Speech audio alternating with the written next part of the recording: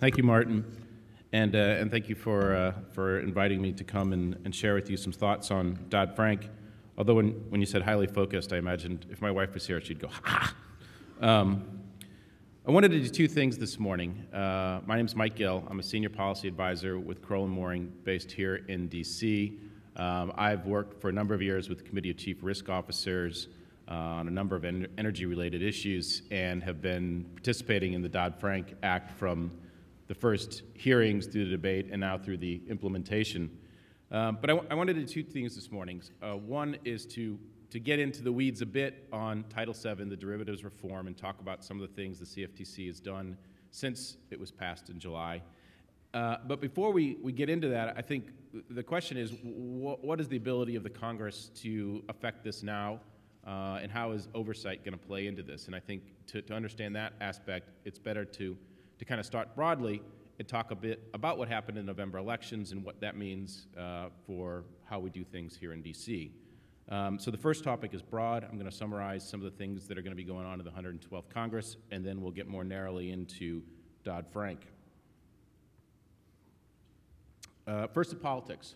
Well, what do we have? We have a Republican House and a Democrat Congress. Back in the 90s, split government is now viewed as one of the ways that we got a lot of things done in terms of welfare reform and reducing the deficit. But at that time, we had a Republican Congress and a Democrat administration. Now the split is simply a Republican House and a Democrat Senate. So the question is, will anything get done?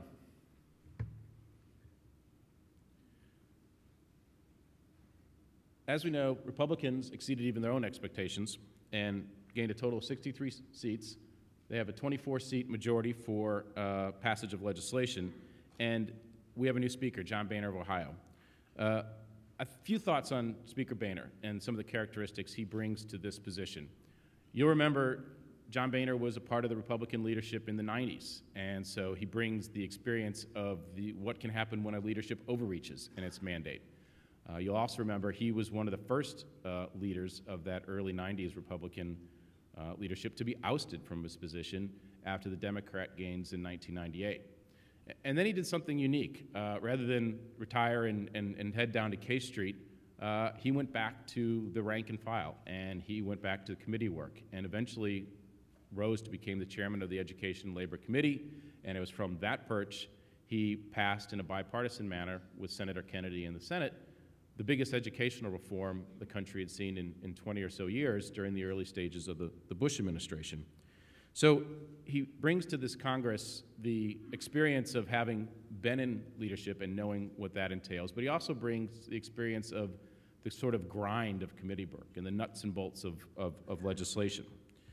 So what does this mean for the business community?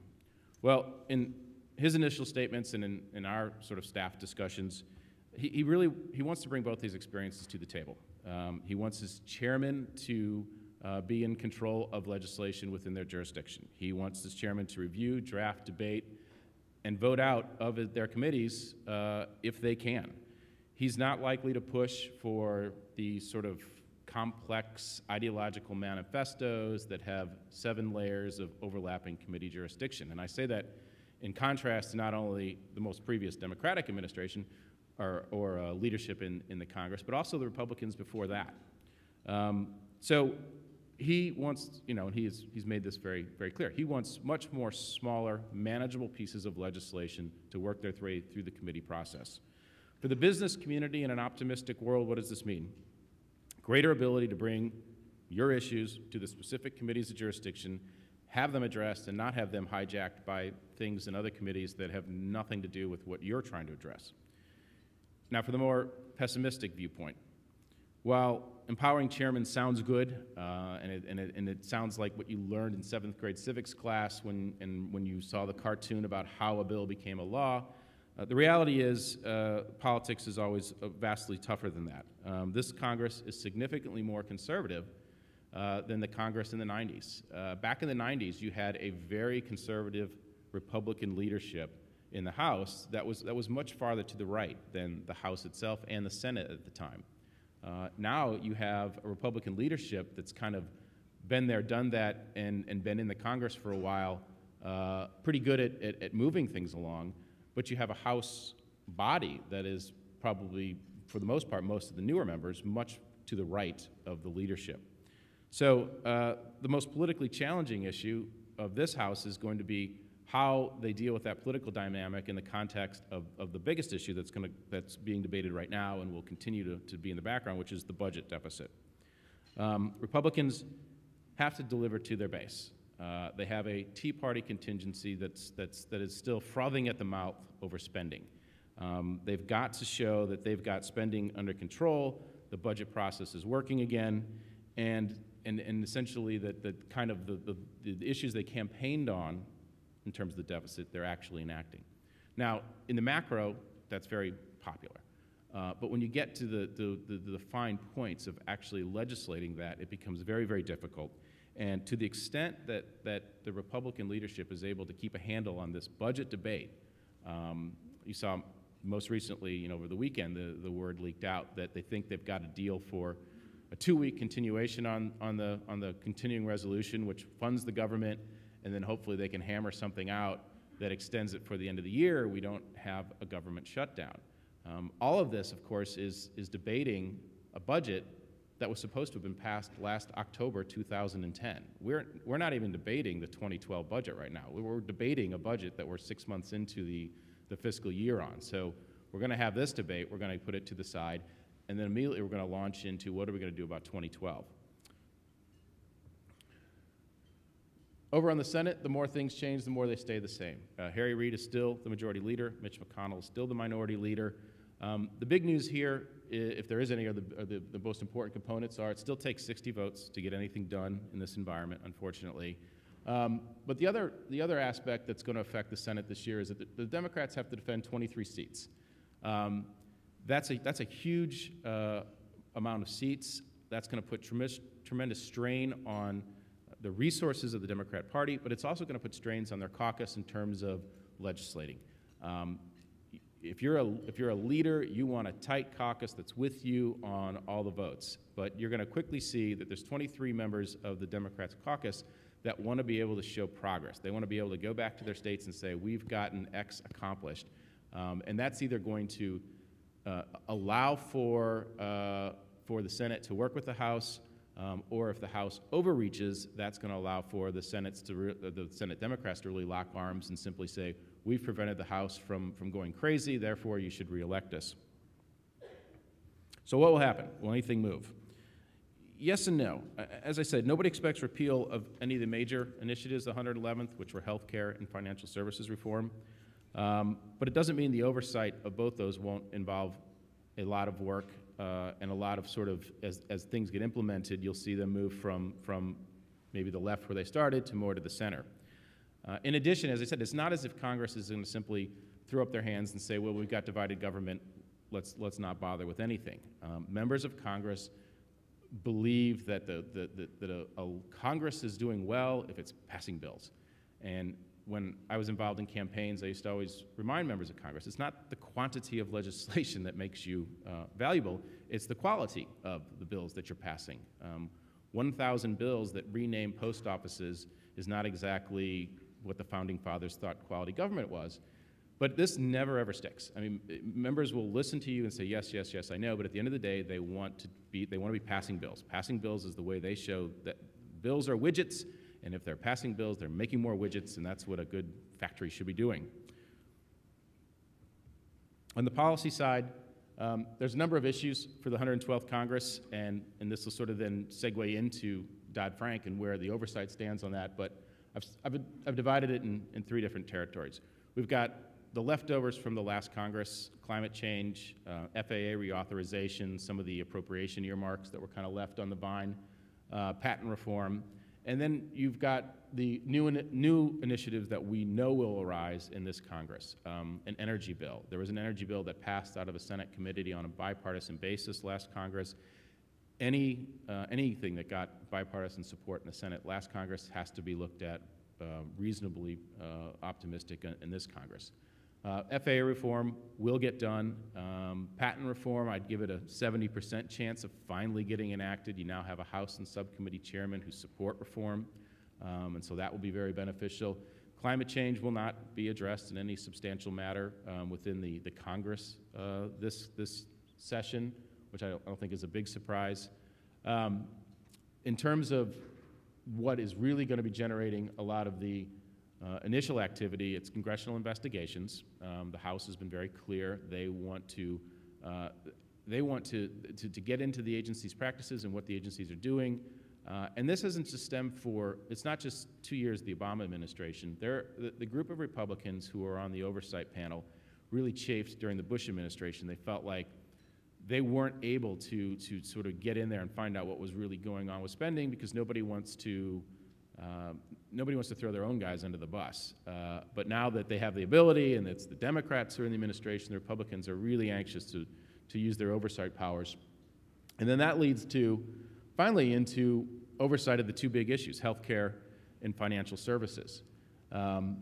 Getting into the financial services, one area that's received already a number of hearings has been implementation of Dodd-Frank. The important context politically of Dodd-Frank is that of the two committees that had the most responsibility in terms of jurisdiction, both Senate chairmen are out of the Congress completely. Both House chairmen are now out of the majority. So you have a completely new cast of characters responsible for oversight of Dodd-Frank and specifically Title VII that you had 6 months ago. And none of these people is beholden to the text that was enacted just 6 months ago. So for industries with a stake in this, that's a really important development. But let's go back to the basics on it. We remember back in July, the Congress passed the Wall Street Reform Consumer Protection Act, and the Title VII of this was what brought jurisdictions of swaps, security-based swaps, back within the CFTC, under the CFTC or back within the CFTC, depending on how you view things 10 years ago. You'll see on the slide the legislation was enacted to reduce risk, increase transparency, and promote market integrity within the financial system by, among other things, the 4 requirements listed.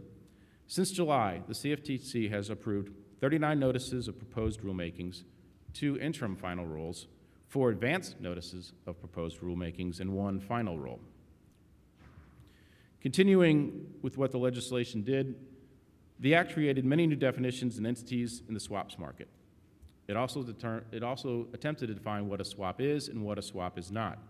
The last question on the slide is the one the CFTC will attempt to address, but for most in the energy industry is still not clear, and that is whether a physical forward with an option to buy will meet the intent test of a transaction that intends to be physically settled.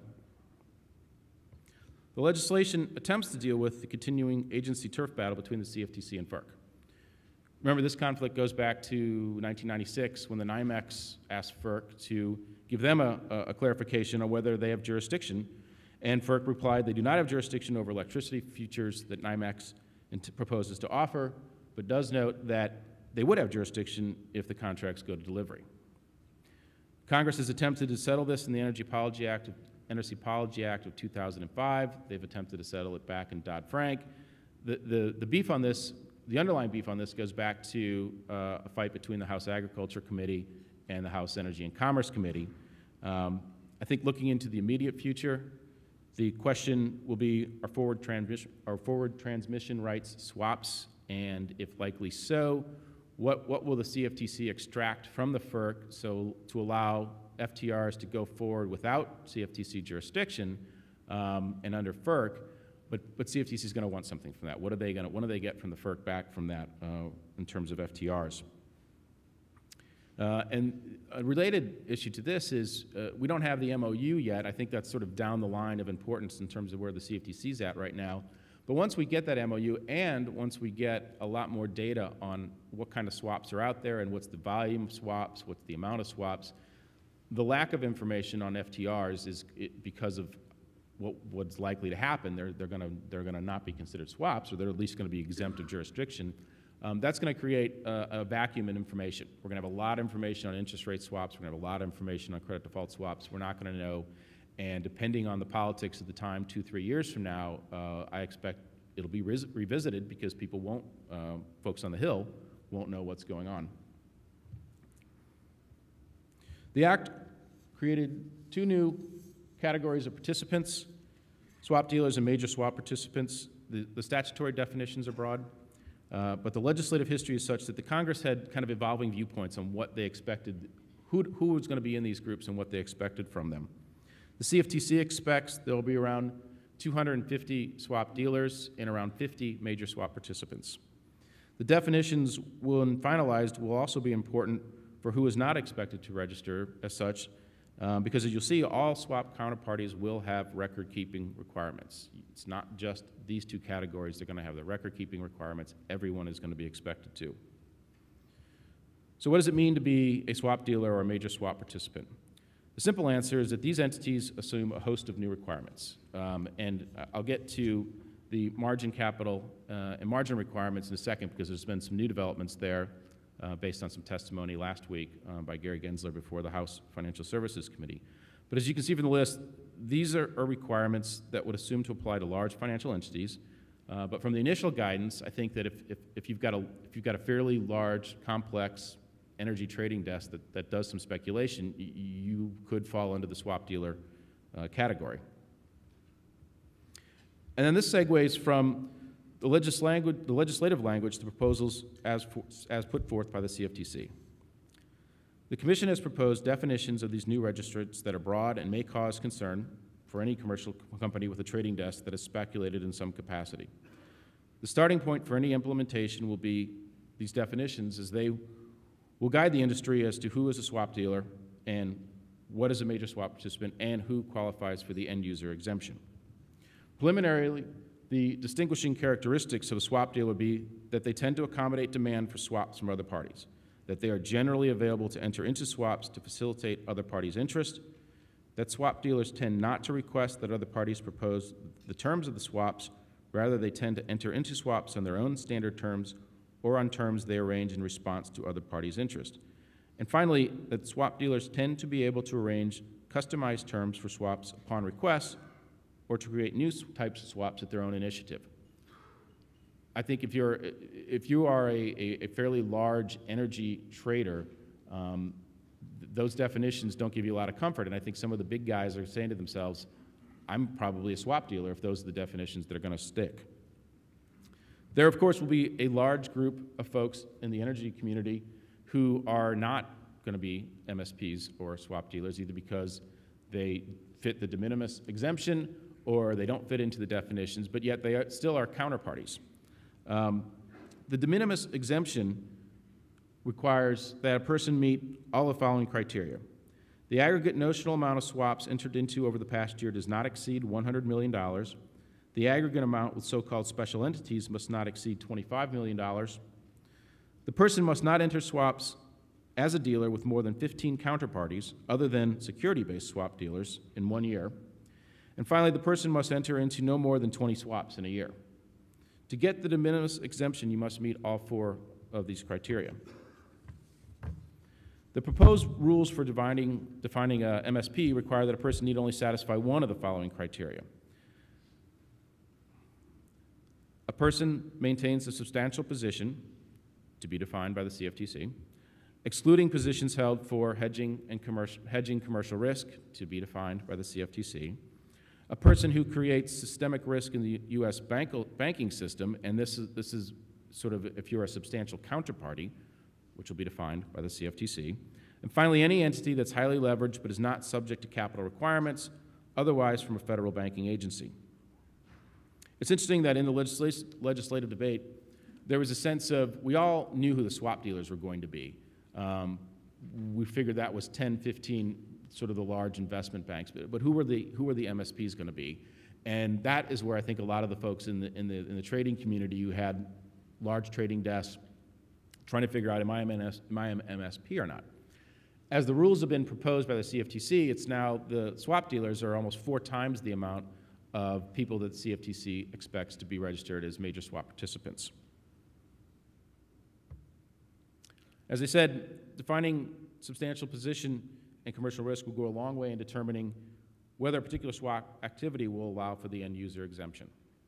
The Commission proposes to define substantial position using objective criteria based on 2 tests, and if you qualify under one of the tests, then you will satisfy that you do have a substantial position.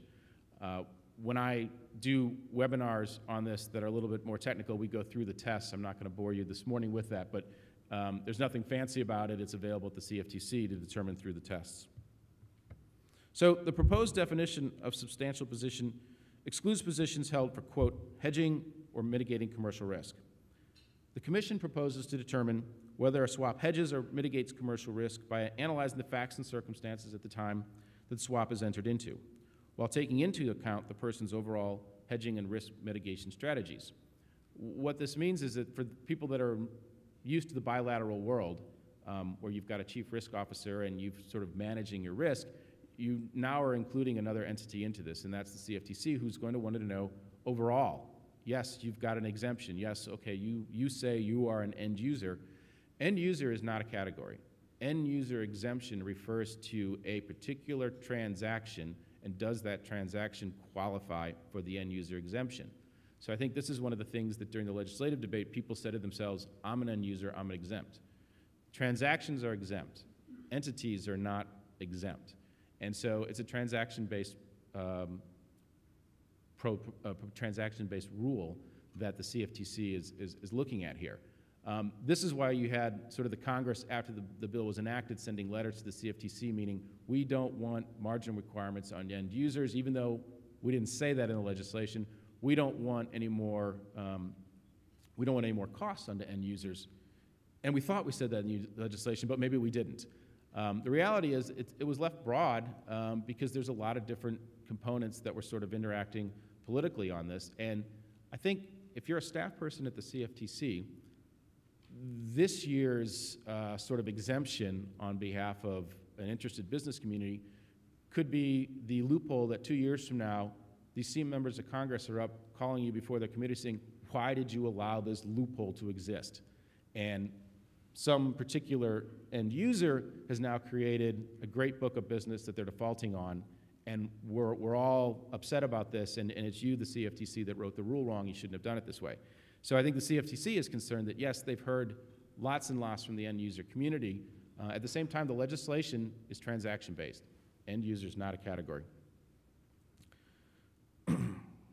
So the proposed definition, now that I've gone on my tangent of the politics, the proposed definition of what would encompass any swap position that qualifies as an end user or as a hedge is under Commodity Exchange Act rules, FASB 133, or is economically appropriate to the reduction of risks where the risks arise in the ordinary course of business from a change in value in any of the three listed circumstances, roughly assets, liabilities, or services.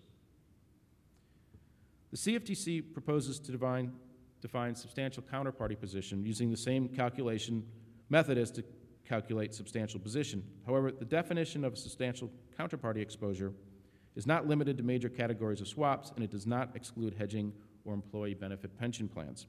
Rather, it encompasses all of a person's swap positions. The proposed thresholds are $5 billion in current exposure and $8 billion in current and future exposures. The third aspect of the statutory definition, rushing through here.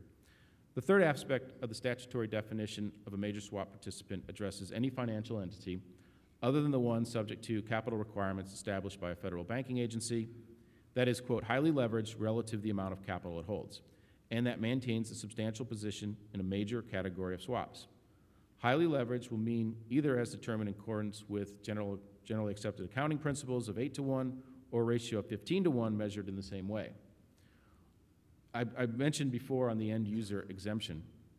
The recent news on this is Chairman Gessler's testimony before the House Financial Services Committee on February 15th, where he put into his oral comments as well as his written testimony and stated the proposed rules on marginal requirements should focus only on transactions between financial entities rather on those that involve non-financial entities. And so the question that was, the pressure that was being generated from the Republicans who have now taken over oversight role of this in the House was substantial on the CFTC. And there is a definite concern that the CFTC's got broad new jurisdictions, very limited funding, And if they want to get their funding, they're going to have to give a little bit on what they are doing to the end user community. I think this is one of the changes or modifications that could be attributed to what happened in November, is that it was very clear when the rules were being proposed and the initial statements out of the CFTC that the chairman really looked at these margin requirements as, look, you've got an end user exemption on clearing. The margin doesn't say anything about margin requirements. And to the extent that our job is to reduce or mitigate risk, if you're not putting up margin, then you don't have skin in the game, and that's what got us into this trouble in the first place. And there was a real, I think, kind of position of the CFTC at the beginning on this, that the exemption from margin was in the bill, it was taken out of the bill, therefore it's not there, and we have the ability to impose margin on end users. His statement last week was, unless it's between two financial entities, meaning two big banks that have systemic risk, we're not going to require margin. So when it's between a swap dealer and a utility, no margin for the utility. The other issue that I think has been has sort of come to the center is the margin on existing contracts. I'm getting the move along, so I'll save some for questions, I guess. But on margin for existing contracts, this is another thing that was in the bill, then out of the bill, and the chairman has said that there will not be, that margin on existing contracts is only prospective. For existing contracts, you don't have to go back and put on margin. So, in the interest of time, let me move here to really quickly on the swap data recording and reporting requirements. The bill requires a new entity, the swap data repository. In a lot of ways, if this had been in existence before AIG, we might not have had AIG. A swap data repository is going to take, is simply, whether it's going to be utility or a for-profit, some of the people that are interested are saying it's going to be tough to make money on it, but this takes all comers. A bilateral contract that has the exemption, dealer to dealer, dealer to end user, everything has to be reported to a swap data repository, and these are the entities that the CFTC is going to use to establish position limits, to do their monitoring, to do all their oversight. And so in a lot of ways, this is I think, one of the crucial advantages of what Dodd-Frank brings to the table. There is, and I guess in the interest of time, I won't go through the sort of what stages, but there is a hierarchy of who reports the swap. Everybody's got this requirement, but if you're transacting on a CEF or a DCM, they report. If you're clearing, the clearinghouse reports. If you're not doing that, then the swap dealer has to report. If you're not dealing with a swap dealer, then the major swap participant has to report. And then finally, if it's two entities that are none of those, then they have to decide between themselves who reports.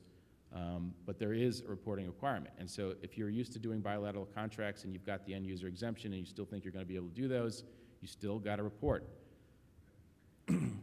This is just straight from the CFTC. I won't go through it, but this kind of explains the hierarchy of who reports the creation of a swap. There's another hierarchy on who reports the continuation data on the swap. There are new identifiers for swaps. I think the burden on this is going to fall on DCMs, CEFs, clearinghouses, and then it's going to fall on the dealers. But eventually, this is something that anybody who's involved in the swaps market is going to have to deal with. This is a massive new sort of inventory system.